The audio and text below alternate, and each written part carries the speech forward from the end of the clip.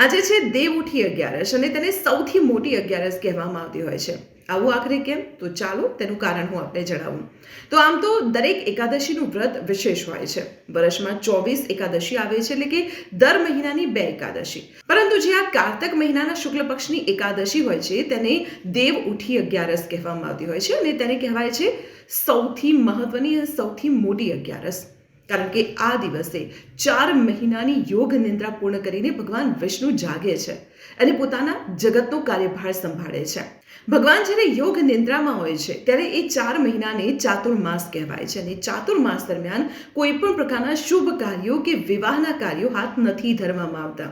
જ્યારે ભગવાન ચાતુર્માસ દરમિયાન પોતાની યોગ નિદ્રા પૂર્ણ કરીને દેવ ઉઠી અગિયારસના દિવસે જાગે છે, એ સાથે જ શુભ કાર્યોની પણ શરૂઆત કરવામાં આવતી હોય છે, જેવા કે વિવાહ છે, મુંડન છે કે ગૃહ પ્રવેશ છે. આવા તમામ જે માંગલિક કાર્યો છે તે દેવ ઉઠી અગિયારસથી શરૂ કરવામાં આવતા હોય છે. દેવ ઉઠી અગિયારસને પ્રબોધિની અગિયારસ પણ કહેવામાં આવતી હોય છે. તો આવી જ મહત્વપૂર્ણ વાતો જાણવા માટે આપ જોડાયેલા રહો સંદેશ ડિજિટલ સાથે.